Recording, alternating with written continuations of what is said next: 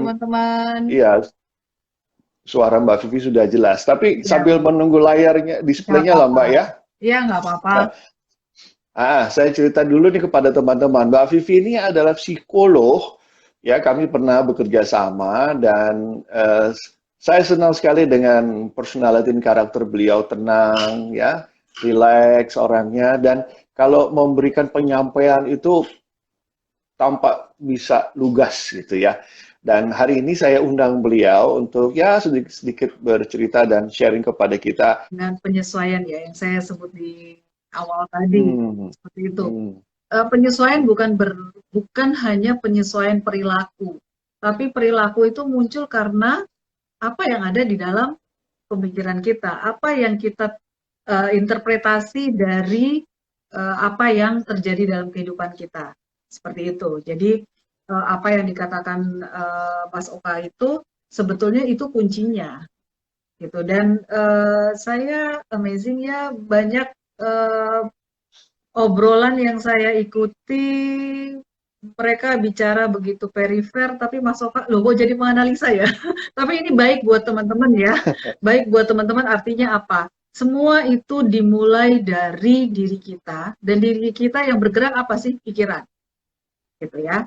Itu yang saya catat, hmm. jadi kesehatan yang dimaksud Mas Oka ya pasti pikiran yang jernih, pikiran yang positif, gitu. Karena pikiran yang positif menghasilkan emosi yang positif juga, gitu ya. Jadi bukan emosi duluan, pikiran duluan baru Hmm. emosi gitu. Ya, Oke. Kedengeran? Denger ya? kedengeran. Oke. Lanjut, Ya. lanjut, Pak. Dan Ya. satu hal sebetulnya yang saya ingin share, dan pada beberapa klien itu saya jadikan program buat mereka, saya pakai istilahnya Mas Oka dengan blessing. Ya, Iya, blessing. kondisi ini oke, kita cukup prihatin dengan banyaknya korban, kita prihatin dengan banyaknya aktivitas-aktivitas yang tidak berjalan, tapi kita juga harus menemukan blessing apa yang terjadi ya, yang bisa kita ambil. Nah, programnya adalah yang mungkin ini teman-teman bisa ikuti, adalah program untuk saling memahami, saling memperbaiki. Kalau saya kasih contoh, Mas Hmm. Oka punya 3 anak, mungkin yang 2 ini, yang 9 tahun dan 11 tahun, sudah mulai memasuki masa pra-remaja, ya. Nah, mereka ini pasti akan Hmm. berbeda Hmm. dengan si bungsu. Contoh yang bisa kita lakukan adalah pada si kakak, si sulung, Sarah ya kalau nggak salah namanya ya, Hmm. Hmm. bisa dilakukan sisa anak saya ini orangnya kayak apa, ya, dia punya Hmm. hal apa yang bisa dikembangkan, dan saya sebagai orang tua Hmm. bisa bantu apa, gitu. Nah, jadi Ah. bikin goal setting, nggak usah yang Hmm. muluk-muluk lah. Jadi di masa pandemi ini itu yang bisa jadi program, sehingga selesai dari masa ini kita punya hasil, gitu ya. Hmm. Hmm. Jadi bikin goal setting, oke, dengan si kakak saya akan bagaimana, saya bisa bantu apa untuk pengembangan diri dia. Hmm. Kepada pasangan saya, waduh, saya Oke. menemukan nih ada hal-hal yang nggak oke untuk jangka panjang. Itu dijadikan program, ya. Oke, berarti di Hmm. masa kita lebih banyak di rumah ini, berarti apa yang harus saya lakukan pada pasangan saya, dan kita bisa berkembang dalam hal apa. Seperti itu. Itu yang sebetulnya Hmm. setelah 1 minggu yang saya katakan tadi, 1-2 minggu, masuk ke minggu ketiga, minggu keempat, sudah makin mendalam lagi apa yang kita perlu Hmm. cermati, uh, berkaitan dengan keluarga ya, tentunya ya. Itu yang bisa kita lakukan. Kita nggak bisa muluk-muluk saya bikin apa untuk dunia ini, saya bikin apa untuk Indonesia, bla bla bla bla bla, kalau memang kita nggak punya akses ke sana. Tapi mulailah dari dalam, Hmm. gitu. Jadi yang namanya Ya. new normal nanti, normalnya adalah Hmm. normal kebiasaan baik yang sudah terjadi di masa pandemi ini. Itu yang mungkin Hmm. saya bisa Oke. share ya. Mungkin teman-teman bisa Ya. secara spesifik, mungkin bisa dengan orang yang Anda anggap percaya, atau dengan ahli, dengan psikolog, dengan coach dan sebagainya untuk semakin mengerucut program apa yang mau saya lakukan antara saya dengan anak saya, antara saya dengan pasangan saya, dan saya dengan diri saya. Halo, Ya, Mbak Vivi? halo. Ya, oke. Sekarang dari situasi yang sekarang ini kan setiap orang mengalami proses yang berbeda ya. Ya, Bahkan dalam satu keluarga sendiri juga masing-masing individu memiliki karakter yang berbeda. ya. Jadi tentunya juga proses penyesuaian mereka pun juga berbeda di satu dengan lainnya di sini Hmm. ya. Oke. Nah, apa sih kiatnya secara psikologis untuk apa namanya mensinkronkan perbedaan-perbedaan karakter ini dalam penyesuaian? Karena masing-masing pasti mencoba mencari di mana fitnya dia sendiri dalam keadaan yang tidak menguntungkan ini sekarang ini ya. Apalagi mungkin orang tua yang barangkali kita lihat bebannya jadi semakin bertambah, Ya, yang biasanya dia kerja, dia pergi keluar, dia beraktivitas, sekarang di rumah dan belum tentu pekerjaan atau produktivitas itu ada. Tetapi hal lain yang dia harus dilakukan banyak selain membantu anaknya belajar, menemani pasangannya, eh, dan aktivitas lainnya yang barangkali juga membuat dia terdorong untuk mencari apa namanya ruang-ruang atau celah untuk produktif, tetap produktif. Nah, gimana kiatnya secara Mbak Vivi supaya sinkronisasi antar orang di dalam rumah tangga keluarga ini bisa berjalan oke? ya, oke. Melakukan sinkronisasi itu artinya Hmm, saya penyesuaian ya, penyesuaian antara saya dengan hmm, pihak lain atau orang lain. hmm, Nah, kuncinya adalah yang hmm, pertama adalah awareness. Sadari betul apa yang terjadi pada saya dan orang tersebut, anak atau pasangan. Saya dan pasangan atau anak saya, kami itu keluarga yang kayak apa, ya. hmm, Ini yang saya bilang awareness. Sebetulnya awareness artinya apa? Kita melis atau mendata sebetulnya saya orangnya kayak apa secara temperam. Ya, anak saya di hmm, usia berapa sehingga kecenderungan perilakunya kayak apa, gitu. hmm, Dengan kita melis semua itu, sebetulnya otak kita dengan sendirinya akan sinkronisasi, mensinkron apa keberadaan kita yang sesungguhnya. Kalau kita tahu saya orangnya kayak apa, pasangan saya gimana, anak saya karakternya gimana, kami keluarga yang kayak apa, apakah kami keluarga yang hahaha dengan tetangga, apa enggak, lalu secara ekonomi ini juga menjadi poin ya. Secara ekonomi kita berada pada ya, strata ekonomi yang seperti apa, gitu hmm, ya, sehingga proses sinkronisasi atau apa yang mau kita lakukan di kemudian hari itu sesuai dengan sumber daya yang ada. Gitu. hmm, Karena sumber daya hmm. seperti tadi, Uh, uh, ya, resource ya, resource, ya. sumber daya itu artinya resource, self resource, resource dari masing-masing Ya, individu, juga resource dari ketahanan keluarga itu sendiri ya. betul.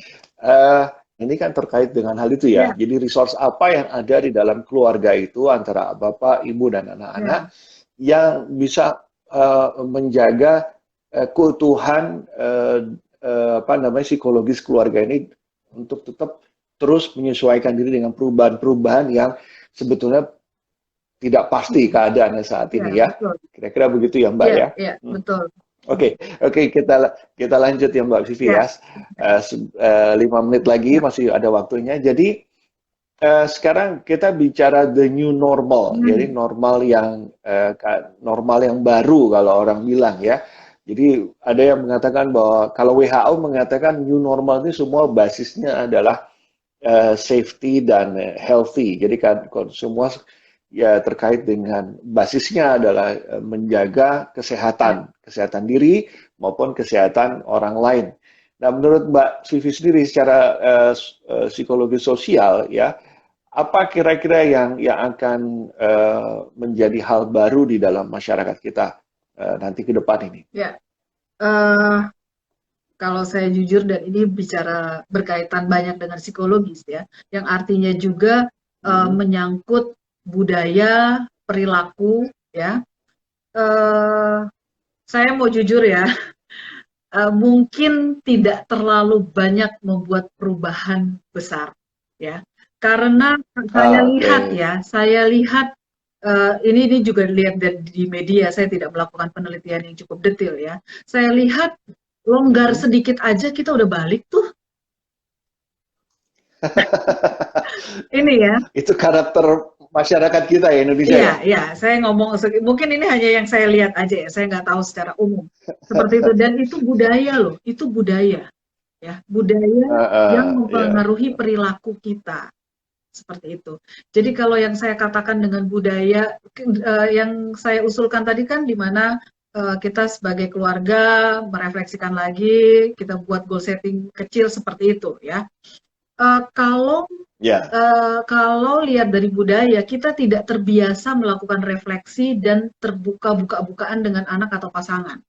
Jadi, apa yang saya sampaikan dan program ini pun tidak banyak pasti yang akan melakukan. Jadi, new normal, kalau new normalnya mungkin tidak akan terjadi, gitu loh. Dengan perilaku ada refleksi, bikin goal setting keluarga, melihat resilience dari keluarga. Ini kan yang saya sarankan dan mungkin ada beberapa yang lakukan. Tapi kalau lihat dari budaya kita yang tidak terbiasa dengan hal seperti ini tidak akan menjadi new normal di kemudian hari. Jujur ya. Ya, seperti itu. Jadi kalau iya, setiap orang punya pandangan sendiri-sendiri. Jadi dalam hal ini kalau Mbak Vivi dan sangat relevan sebetulnya sih ya dengan budaya masyarakat kita ya bahwa nanti juga hilang lewat sendiri, dilupakan kok persoalan ini. Sekalipun kita sempat mengisolasi diri lebih dari 60 hari, nanti setelah masa itu berlalu ya sudah jadi cerita aja. Tapi kembali lagi kepada habitat semula, kebiasaan semula maksud saya. Ya, betul. Coba kita tetap harus positif ya. Positifnya adalah otak itu kan akan mencatat semua apa yang pernah terjadi, ya kan? Artinya di new normal nanti, di saat situasi mendesak kita untuk menjadi seperti di masa pandemi ini, itu akan lebih mudah. Akan lebih mudah diciptakan penyesuaian untuk melakukan perilaku-perilaku itu akan lebih mudah. Contoh, dengan misalnya sudah mulai meningkat lagi, ada aktivitas yang seluruh Indonesia gitu ya. Oke, pakai masker lagi, mungkin akan lebih mudah gitu. Kemudian kita harus menjaga jarak, itu akan lebih mudah lagi. Gitu. Jadi saya sih yang tadi saya paparkan itu yang pendapat saya, tapi saya tetap positif karena kita secara psikologis dan neuropsikologi kita akan bilang bahwa apa yang sudah pernah terjadi kalau itu mau kita pakai lagi akan lebih mudah dipanggil, akan lebih mudah kita lakukan seperti itu. Dan satu hal digital disruption-nya itu dulu kan awal tahun ini kita heboh gitu ya dengan digital disruption 4.0. Secara tidak langsung kita dipaksa lebih cepat. Oh iya, dipaksa lebih cepat. Saya setuju dengan satu itu. Jadi perilaku dengan adanya digital 4.0 ini akhirnya kita lakukan gitu. Jadi mungkin penyesuaian nantinya akan lebih cepat. Itu sih positifnya. Ya. Oke, saya setuju. Jadi ada hope, ada positive hope, ada sesuatu yang bisa kita lihat secara cerdas juga dan matang. Mudah-mudahan masyarakat kita di sini lebih terbuka lagi terhadap perubahan-perubahan yang mungkin nanti mereka akan alami ke depannya ya, kira-kira gitu. Oke. Sayang sekali waktunya sudah sebentar lagi sudah harus saya tutup ini closing Mbak Vivi. Terima kasih banyak sudah hadir di sini. Sayang sekali para pemirsa di sini nggak bisa melihat wajah Anda.